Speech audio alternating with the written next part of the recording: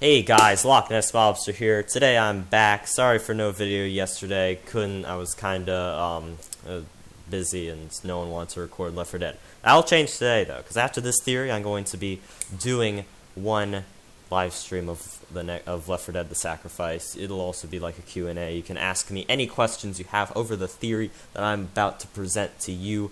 So be ready, because we're going to dive right into this. Let's begin by recapping what I said last time. This is my theory. Valve's FPS line is in the same universe. Well, we already know for sure that Half-Life and Portal are in the same universe. This is kind of confirmed, and Counter-Strike, Left 4 Dead, and Payday are all in the same universe because reasons.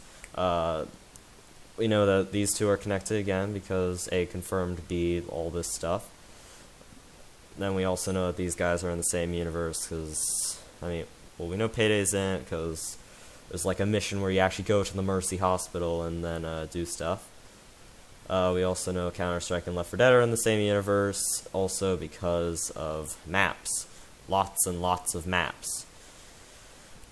Also in Left 4 Dead we have the same models. We have the same models here, and we also can play Still Alive from Portal on the music jukebox, And also you can see in the St. Mark-esque place right here of Left 4 Dead 2, you can see a charger that's kind of been hung in the shape of a Lambda from Half-Life. And also there's some weapon similarities. Next. Also TF2 is in the same universe because cosmetics. You have several ones from Portal, and you have 3 from the Counter Left for Payday universe. Also, there's some sense in the comics because right here, the Badlands of TF2, which would be the Black Mesa Research Facility, is now that Gray Man has died, and thus there's no rightful heir to the place. Now no one owns it. So, what better opportunity for someone to take control of the place than Black Mesa? Also, missing astronauts, another tie between with TF2 is the fact that the Poopy Joe launch, which took place in 1968, may also be referring to the 1968 Senate hearings on missing astronauts that Cave Johnson here talked about, and there may also be a tie with like the scientists in Half-Life 1. They kind of just spat out some crap when just random stuff. One of them mentions how the whole thing reminds him of the space program, how there was a problem with one of the chimps, maybe referring to Poopy Joe from Doomsday. Also, one more pretty big connection between the TF2 and Half-Life is the fact that game theory I just stopped talking. I keep stopping. Game theory theorized that the Pyro's finger lengths were the same and thus he was gay, but I see it differently. Guess who else has similar finger lengths? Everyone's favorite Combine soldiers from Half-Life 2. Possible connection? Is the Pyro a Combine soldier? They have gas masks and they have a pretty fiery attitude. Puns. They can literally, Combine soldiers literally have no morality at all. So, yeah. And also, one more pretty important one. We got the fact that the AR2 high-energy pellet thing, whenever something gets disintegrated, it will have the same, particle effect as some of the Dr. Gordbert launchy thing weapons that you got in that update, which do kind of the same thing as seen here. Also, possible connections with that whole thing. The shells are kind of similar in how they use shells to send stuff to places, and also you have the fact that it's stated on these rocket pods that they came from a parallel universe. In fact, it says right here, "Greetings, emissary from another dimension. We have heard your plea." Is it potentially referring to the Pyro right here? Did he send for help from his Combine overseers to get more weapons and stuff? Maybe. Alright, now let's get into the real meat and potatoes of today. The giant, overarching, big, fat-looking, ugly-looking timeline. We have a lot to cover as seen from here, so let's just dive right in and do stuff. Yeah, let's do it. 1822. Redmond, Blutarch, and Gray Man are born. Gray is captured by eagles. Red and Blue, they grow up, convince their dad to buy land in New Mexico. He gets sick from the frickin' wasteland, and so they are both left two halves of the land. They fight each other with the mercenaries in the events of Team Fortress Quake mod, and then they build life extension machines so they can live even longer, and thus also fight in 1930 in the events of Team Fortress Classic for the good old Gold Source engine.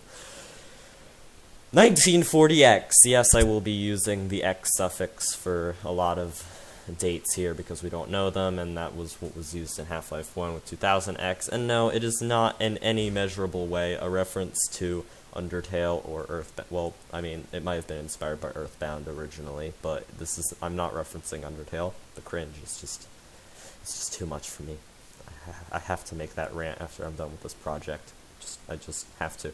Anyway, so Aperture Science Innovators is established in 1940X, and also Black Mesa is established around the same time to compete with them.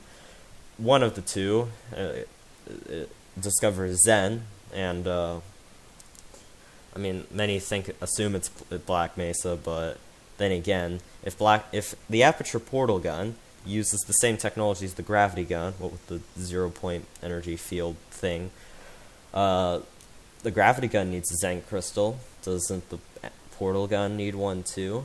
Does that mean that they have access to Zen? Might that be a thing potentially? Maybe. Anyway, so as I just alluded to, they both begin teleportation research during these times in Black Mesa's prototype labs that you go to in Blue Shift and Aperture's underground testing spheres. And then also in 1968, Team Fortress 2 begins, and the whole missing astronauts thing with Poopy Joe and stuff, also in 1968. 1972, Gray Man returns after years and kills Redmond and Blutarch. He invades Manco, takes control, is killed 6 months later by the mercs, and no one technically owns the place, so Black Mesa, according to my theory, steps in and buys the whole place. Also, around this time, the Borealis ends up disappearing, and also Cave Johnson's kidneys fail, as does his finances, and so in order to make sure that they could preserve him or Carolyn, which is what happens, unfortunately, in the end, they begin building GLaDOS. It begins around this time and ends a little bit later. Then, fast forward a couple decades to 2000X, the magical day when the events of Half-Life happen. We have the G-Man, who begins the Resonance Cascade by giving them a pretty evil and menacing crystal. Push it into the anti-mass spectrometer, the thing goes boom, and Xenian Vortigaunts and other stuff start teleporting in and killing everyone. Gordon Freeman in Half-Life 1, Barney Calhoun in Blue Shift, and Colette Green and Gia Cross in Decay. They all fight their way through Black Mesa, killing aliens, and also, yeah. And the HECU Marines arrive alongside Adrian Shepard to contain the place, and also kill everyone associated with it, including aliens and scientists. So the previous people fight through the HECU as well. Also, Adrian Shepard's Osprey crashes, and that's the beginning of Half-Life Opposing Force, leaving him unconscious for most of Day 1 and for all of Day 1 and most of Day 2. Gia Cross and Colette Green. My God, I haven't played Decay. I need to get a PlayStation 3 or something. They perform resonance reversal, which stops reality from collapsing in on itself. And they use a satellite that Freeman launched at the end of Honor Rail in Half-Life 1. So they almost close the portals, but they're kept open anyway by the Nihilith, who wants to send all of his fellow Xenians to Earth because it's further away from the Combine. Day 2, Barney escapes Black Mesa. Gordon is captured by the HECU. Reawakens in one of those frickin' Star Wars-looking waste dump things. He escapes that, though, and fights his way to the Lambda Complex, where he kills an island and almost closes the portals. But Race X has now begun its invasion of Black Mesa. Yet another alien race with no actual really ties to Zen, except for the fact that they're both aliens, obviously. And so they're beginning to invade, now that you have to deal with two alien races and some scientists that are not really being killed lightly. The HECU pulls out, and they call in the Call of Duty Black Ops to deal with it. Not really Call of Duty, just some Black Ops. They deal with the mess by planning a bomb, a Mark IV nuclear bomb, but we'll talk about that later. They leave those guys behind. Shepard reawakens, but is too late to leave with the HECU. Also, again, Gordon has killed an island, but the portals are kept open again because of Race X and their lust to invade Earth and turn it into yet another world for them. Isn't that swell? Gordon, after defeating an island, is hired by the G-Man and put into stasis for some 20 years. The Black Ops, meanwhile, begin killing all the HECU they find that are still there as part of the cover-up, obviously. Then also Race X starts killing all the Xenian people as well, the Vortigaunts and stuff, also humans and Black Ops and stuff. The Black Ops plant that nuclear bomb I mentioned earlier. Shepard deactivates it, but then it is reactivated by the G-Man, because he doesn't like I don't think he really likes Black Mesa anymore. But anyway, so the Gene Worm is killed by Shepard and the bomb explodes, but the G-Man rescues Shepard and then detains him from reality itself because he doesn't like the fact that Adrian could potentially tell people about the G-Man and what he has done to cause problems. Speaking of problems, let's talk about what the government has to do now that people have escaped and have started telling everybody about the Black Mesa incident.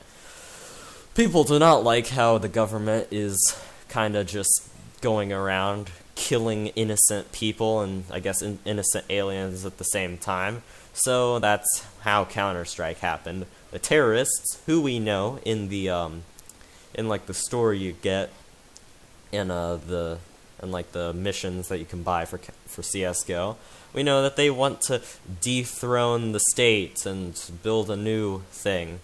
Wouldn't you think that Black Mesa would be a pretty good catalyst for that mental state?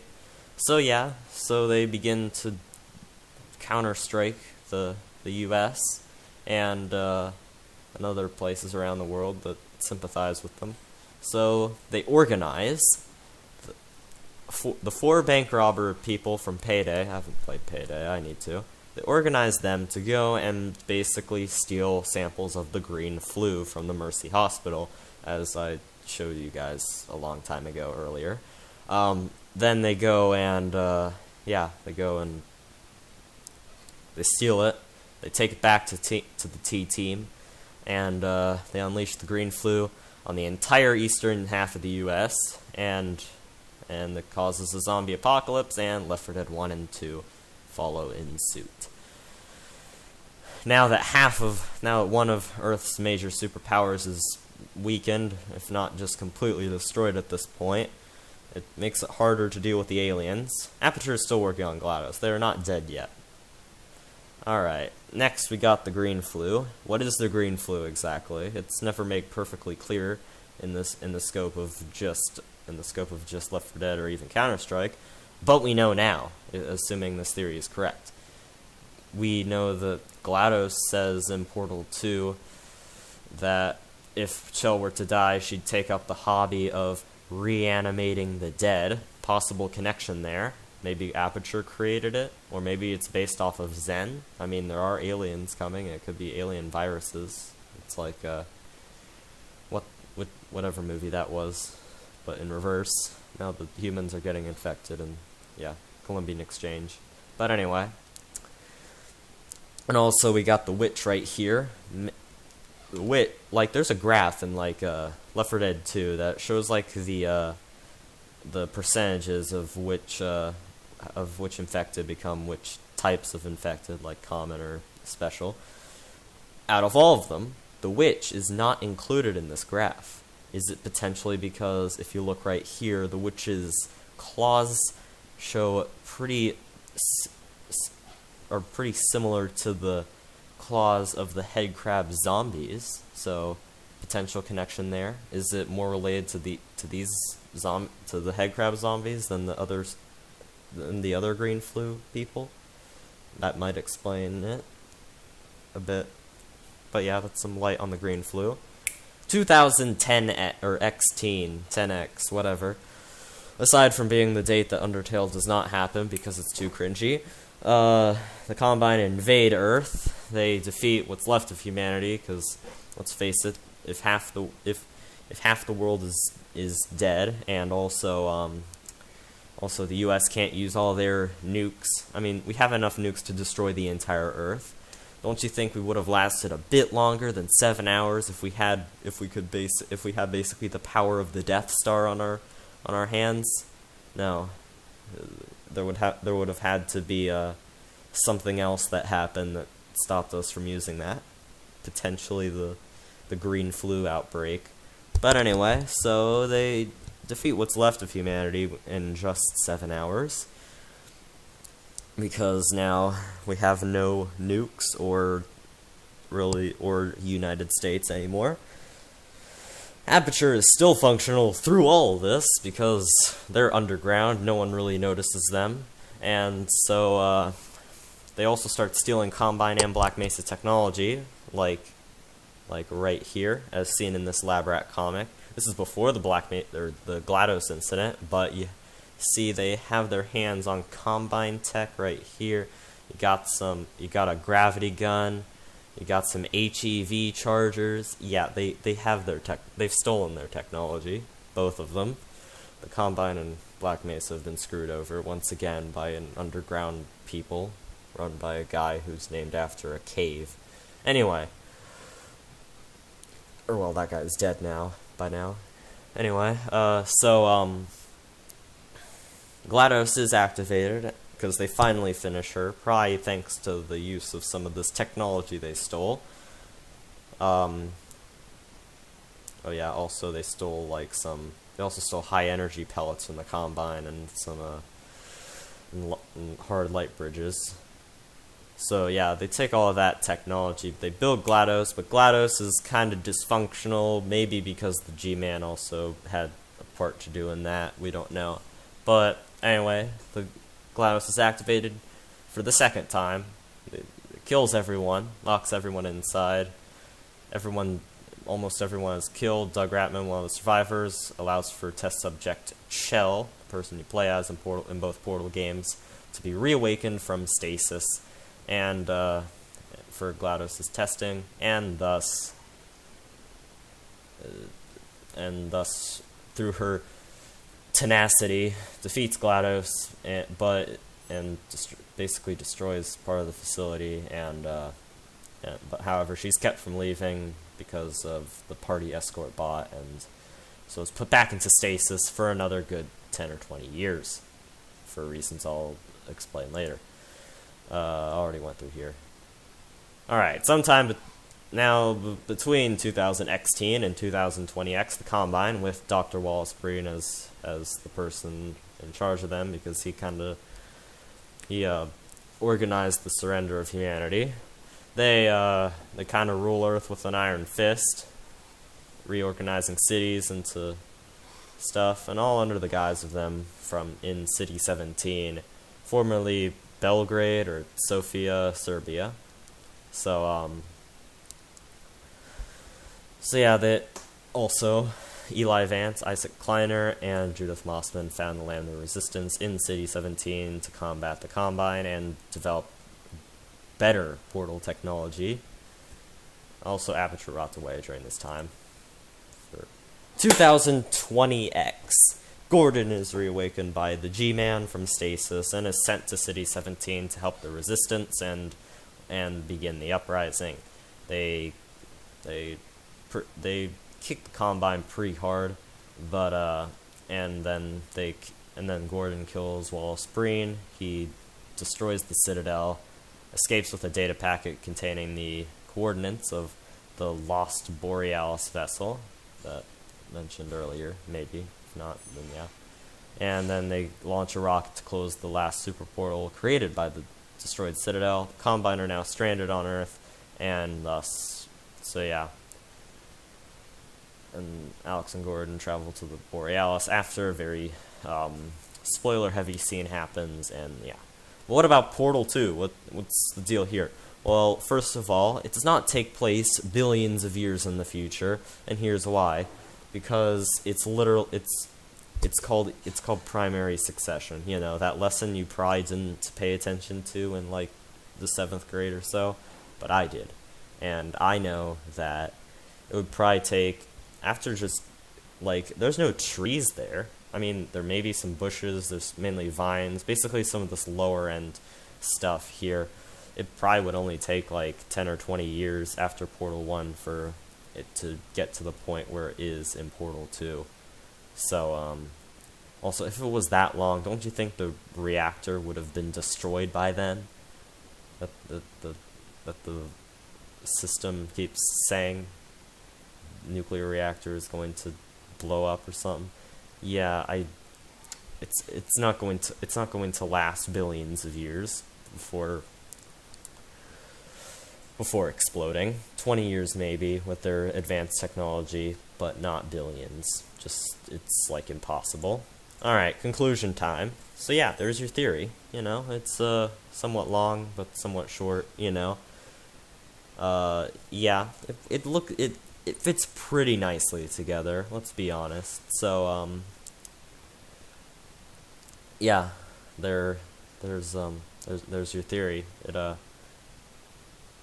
It's not entirely perfect, but it's possible, okay? It's possible, and whether or not Valve will use the idea to their advantage to have like a frickin' Avengers style crossover between Half-Life, Left 4 Dead, and Counter-Strike and stuff.